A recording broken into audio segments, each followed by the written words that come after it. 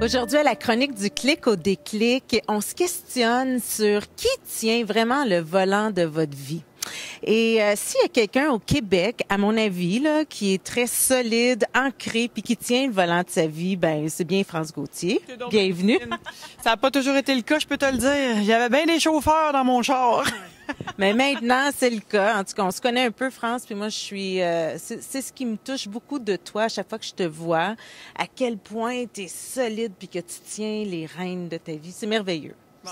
Ben merci. Alors écoute, tant mieux si c'est ça que tu vois. C'est vrai que c'est le cas maintenant, mais comme je te disais à la blague, ça n'a pas toujours été le cas. Ça a été un long chemin pour en arriver là. Par contre, je te dirais que depuis 3 ans, j'ai vraiment la sensation, oui, d'être en récréation. C'est ça le terme qui me vient. Puis c'est même pas moi qui l'ai inventé, oui, d'une certaine façon, mais c'est ce que j'ai reçu en écriture inspirée à un moment donné, alors que je donnais un atelier à Montréal il y a 3 ans, en novembre exactement, là, quasiment jour pour jour, avec la publication. Je sais pas quand est-ce que ça va être publié, là, mais... oui, non, nous, on est publié en mai. OK, en mai. Bon, OK. Alors, je vais pas surcouper, là, mais en tout cas. Tout ça pour dire que il y a 3 ans, j'ai reçu en écriture inspirée dans un atelier que j'étais en récréation, que la classe terrestre était terminée pour moi, puis pour nombre d'éclaireurs, c'est-à-dire, bon, des gens qui ont fait ce choix-là dans cette vie-ci, là. Puis j'étais, ah ouais, OK. Là, je comprenais le mot récréation, puis on me montrait l'image, puis on me disait, regarde, tu t'élances dans la cour d'école, là, puis tu t'en vas jouer. C'est fini de souffrir, c'est fini d'être en lutte avec toi-même. Là, tu peux t'amuser. Puis les enfants qui s'en vont là jouer dans le cours d'école, ils s'en vont pas se pogner le beigne, là. Ils s'en vont réellement créer quelque chose de nouveau, mais créer à leur façon, dans leur élan, en jouant. Fait que je me disais, ah, quelle belle image. Et je t'avoue que depuis 3 ans, j'ai vraiment l'impression de jouer avec la vie et de créer à la vitesse de l'éclair, à la vitesse de Picasso. À chaque fois que j'ai un projet que je porte, et c'est ce que j'ai développé aussi, c'est la compréhension de la mécanique de comment ça fonctionne, créer nos idéaux. Ben, j'ai juste à le placer à partir de l'intention ici qui est pure. Puis ça se manifeste. Et c'est ce que j'enseigne aussi. Là, j'ai un autre atelier qu'on va peut-être d'ailleurs un peu travailler ensemble qui s'appelle Créer l'abondance. Puis c'est comme ça, c'est la compréhension de ça qui a fait en sorte que j'ai pu complètement changer mon scénario. Parce qu'avant ça, je créais, j'arrêtais pas. Mais je créais plein d'affaires que je voulais pas tout le temps dans ma vie. Puis je comprenais pas pourquoi.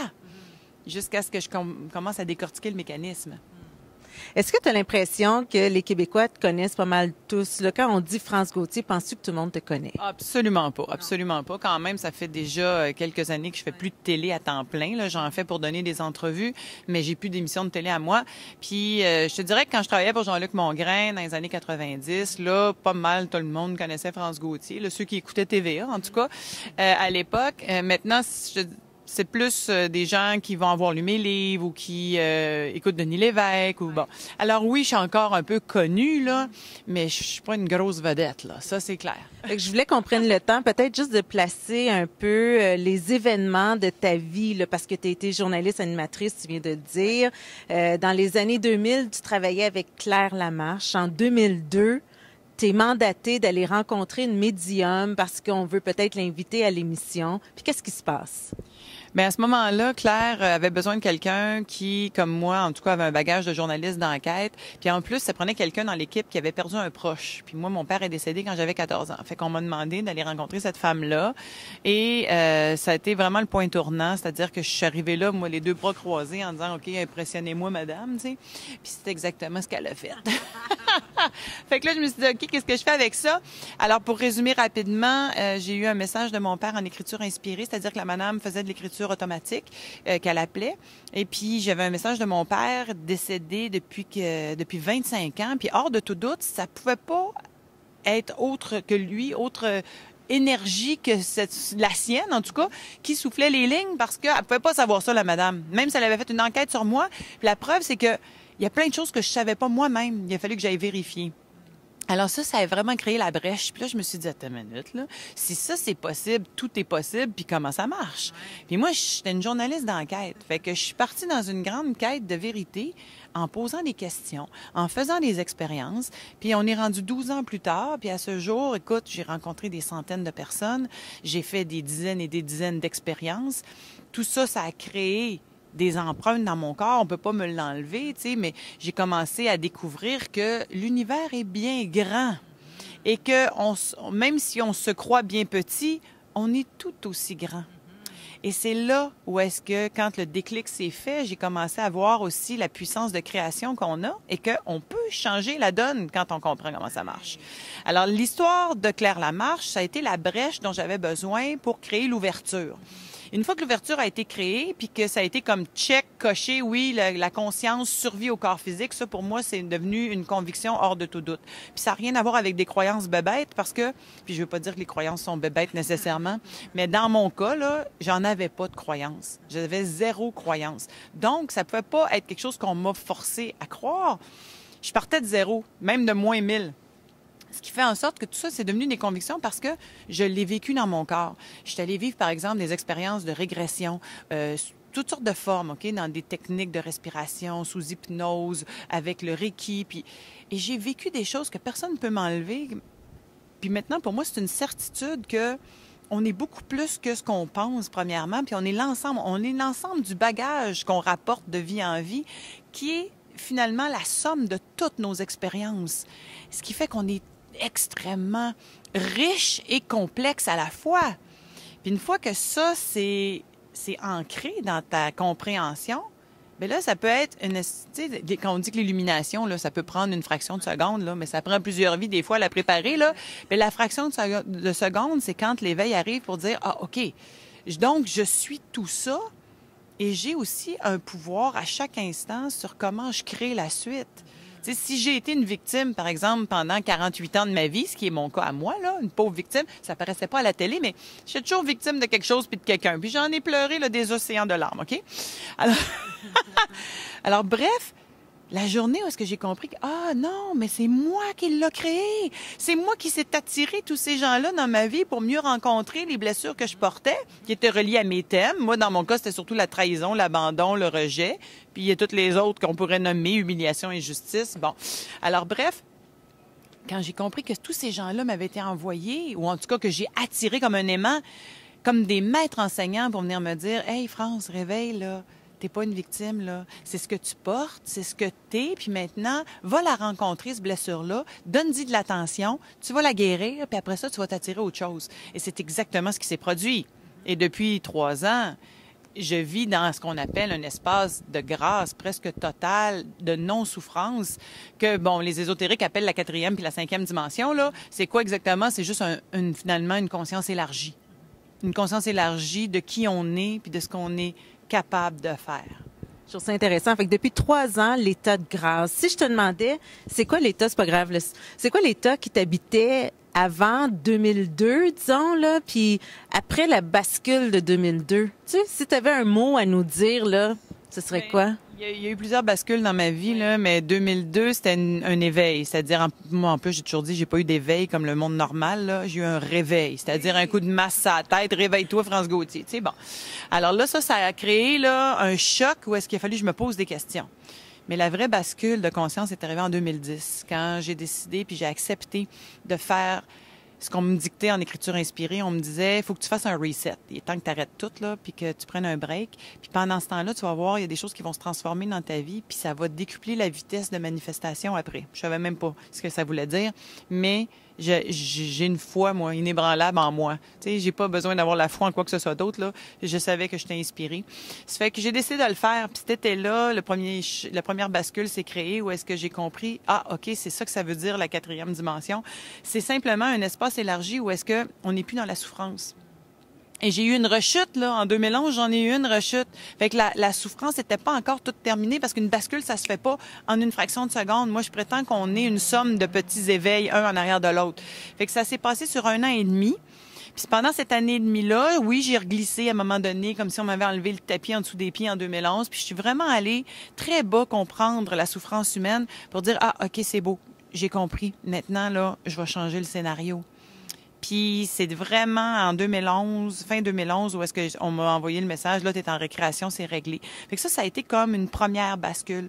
Puis j'en ai vécu une autre l'été dernier en accompagnant ma chum, ma grande amie, que j'appelle aussi ma petite jumelle d'âme, Anne-Marie, qui a été opérée pour un cancer agressif et rare. qui lui laissait peu de chances de survie à long terme. Et pendant tout l'été que je l'ai accompagnée, en pensant qu'elle allait mourir, et que j'écrivais aussi en parallèle cette histoire-là en me disant, écoute, ce sera un livre sur l'accompagnement à la mort, parce que c'est ce que je pensais, là. Puis ça devait s'appeler « Mourir guéri », parce que je voyais très bien que dans le processus, même si elle allait mourir, le cancer était un cadeau pour elle parce que ça lui avait permis de se guérir de toutes ses peurs, de tous ses thèmes, de sa culpabilité. Elle était dans un état de grâce vraiment profond, là, tu sais, tout l'été 2013. Même quand, à la rigueur, j'étais même un peu envieuse parce que oui, je la vivais, moi, la grâce à l'occasion, mais c'était pas à temps plein. Parce que, tu sais, l'éveil, c'est progressif. Fait que, bref, je me suis dit, elle va mourir guérie. Ça va être ça, tu sais. Puis c'était ça le titre. Et dans le détour, avec tous les détachements, avec tous les renoncements, avec la compréhension que on n'est pas en lutte avec notre corps, qu'elle n'avait pas à lutter pour se guérir d'un cancer, qu'elle avait simplement à faire ce qu'elle aime, mais vraiment totalement dans tous les détachements et les renoncements, puis se guérir de sa culpabilité puis de ses thèmes-là, bien, son corps s'est mis à se régénérer.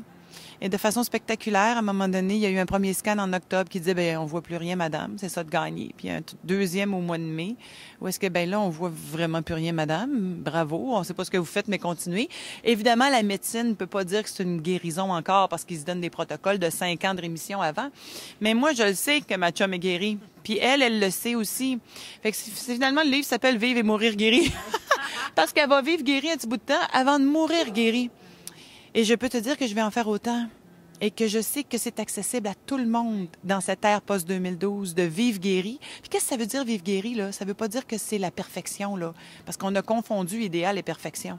Alors, c'est pas la perfection. Bien sûr qu'on a des moments où est-ce que, tu sais, on va avoir des émotions, de tristesse, de colère, de ci et de ça, mais il y a plus de souffrance associée à ça.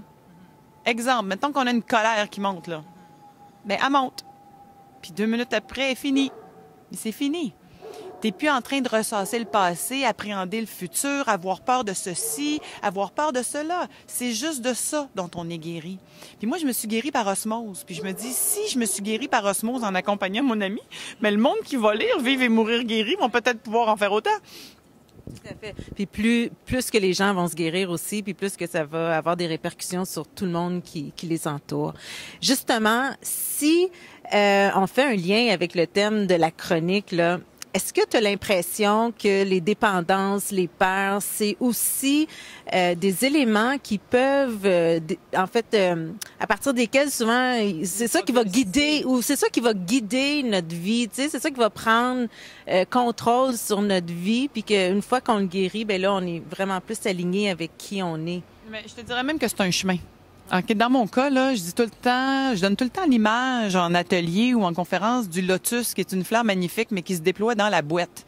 Et je dis, pour la majorité d'entre nous, malheureusement, par conditionnement, là, puis par croyance, on a acheté la croyance que fallait souffrir. Hein? Tu sais, regarde juste le vocabulaire qu'on utilise. Hein? Il y en aura pas de facile. La vie, c'est un combat. Faut souffrir pour être beau. Puis le paradis, c'est à la fin de nos jours. Puis c'est tous des conditionnements qui, même si on pense qu'on n'y croit pas, sont codés à l'intérieur de nous. Alors, je te dirais que le chemin de la souffrance est malheureusement encore celui que la majorité des êtres humains empruntent pour mieux aller se guérir. Et moi, en tout cas, ça a été le mien. Puis, quand je te dis que le lotus se déploie dans la boîte, ben excuse-moi l'expression, mais il y a du monde qui ont besoin de se mettre dans la merde pour en ressortir plus fort. Et moi, ça a été le mien. Je suis allée vraiment patauger dans la boîte pendant des années de temps. Puis, comme je te dis, ça paraissait même pas de l'extérieur parce que j'étais une fille forte. À la télé, j'avais l'air en contrôle. Pas tout. Alors, bref, tout ça pour dire que ça a été mon chemin. Je constate que c'est celui de bien du monde. Je te dirais que nos enfants qui naissent présentement auront peut-être pas à vivre tout ça. Parce que c'est une autre génération, c'est un autre taux vibratoire, si on veut parler de quelque chose de plus ésotérique, là, mais ils arrivent, eux autres, avec une espèce de mémoire de la grâce des autres plans. Puis ils savent qu'ils peuvent y retourner, là. Il y en a qui vont être en détresse quand même. puis qui vont avoir de la misère parce que quand ils voient ici ce qui se passe sur le plan de la planète, c'est pas toujours beau, là. Quand tu ouvres la télé, c'est pas toujours le fun ce qui se passe présentement. Mais cela dit, je pense que les générations à venir vont quand même avoir à souffrir moins que ce que nous, on avait acheté, en tout cas, comme croyance. Parce que, justement, les parents deviennent de plus en plus conscients. Fait qu'en étant de plus en plus conscients, ce qu'on transmet à nos enfants, c'est « Hey, t'es un être divin, puis tu peux vraiment faire pas mal tout ce que tu veux, là. » Qu'est-ce que tu penses qu'on vient faire de la naissance à ce qu'on appelle la mort ici sur Terre? On vient jouer. C'est un beau grand terrain de jeu qu'on s'est créé. Ça, c'était tout l'objet de mon ancienne conférence « Je suis Dieu », où ce que j'expliquais dans le fond que c'est un beau terrain de jeu qu'on s'est créé collectivement, les êtres humains, parce que j'ai fait une expérience qu'on pourrait appeler mystique, mais ça s'est pas passé comme ça, pantoute. En méditation, à un moment donné, j'ai eu l'impression de sortir de l'espace-temps pendant quelques secondes et ça m'a paru de longues minutes. Où est-ce que je suis rentrée en communion, en communication avec tout ce qui vit, OK? J'avais l'impression que les arbres, les feuilles, tout ça, c'était vibrant, puis j'en faisais partie. Puis je m'élevais au-dessus, puis plus je m'élevais, plus je voyais que, ah, regardons ça, c'est moi qui ai créé ça. Puis au moment où j'allais me péter les bretelles pour dire, je suis donc ben hot, j'ai vu 7 milliards d'humains qui ont co-créé ça pour venir jouer.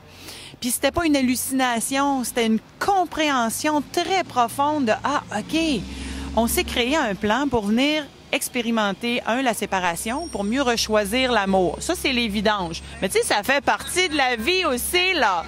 Hein? Faut d'abord se nettoyer avant d'en arriver à l'état de grâce. Alors maintenant qu'on s'est nettoyé et que le camion de vidange est parti, pour compléter ce que je disais, en fait, c'est que oui, on est venu pour jouer, mais mon Dieu, qu'on s'est pris au sérieux. Alors, c'est ça qu'on est en train de transformer. C'est que les humains commencent à retrouver leur légèreté d'une certaine façon, réapprendre à jouer, retrouver, tu sais, quand on dit retrouver son cœur d'enfant, des fois, ça passe un peu pour quétaine, mais ça n'a rien de quétaine. Tu sais, quand Jésus disait, là, seuls les petits-enfants entreront au paradis, là, il voulait pas dire que c'était rien que les bébés là, qui rentreraient au paradis. Ce qu'il voulait dire, c'est ceux qui ont retrouvé leur cœur d'enfant, parce que c'est là que ça se passe, la maîtrise. L'ultime maîtrise, c'est quand on est dans notre cœur, qu'on est dans la joie, qu'on est dans la grâce, puis qu'on est dans la paix. Et c'est ça que vivent les enfants naturellement. Puis après ça, ben ça se morpionne en grandissant parce qu'on est conditionné. Puis après ça, tout un parcours de déconditionnement. Puis quand on est dans ces états-là, on vit le paradis sur Terre. C'est ça qui est intéressant. Et c'est ça, la compréhension et l'ultime patente qu'on retrouve dans Vivre et mourir guéri. L'ultime compréhension qu'on a retirée de cette expérience-là, c'est que le paradis, il n'est pas à la fin de nos jours, il est ici maintenant.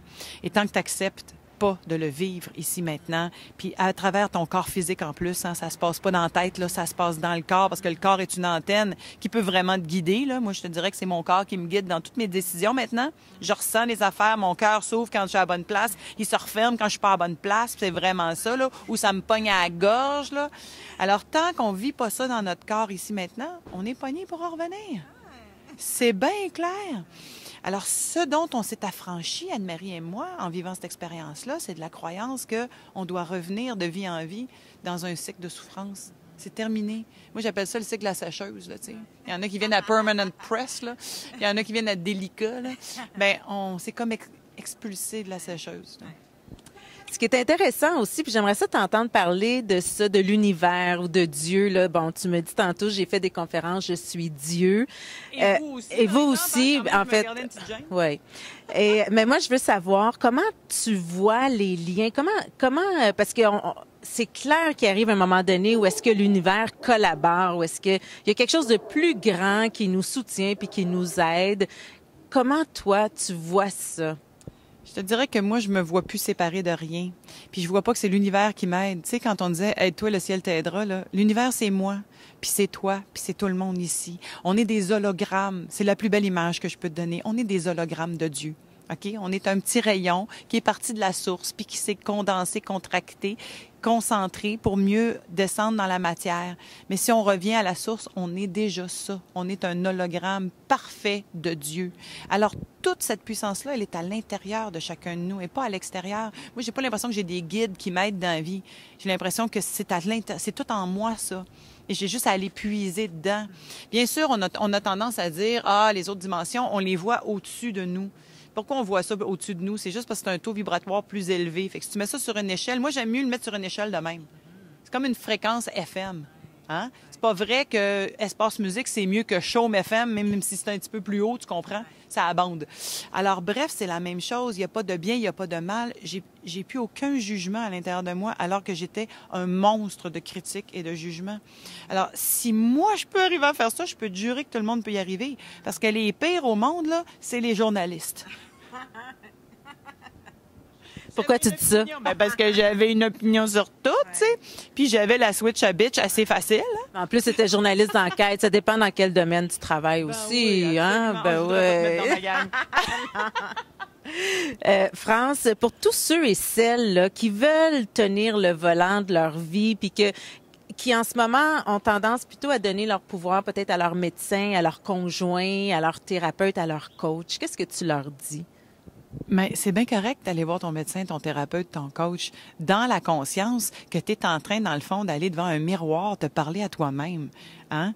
Puis d'apprendre à ressentir. Là, je te dirais que moi, ça a passé d'abord par la méditation et la contemplation.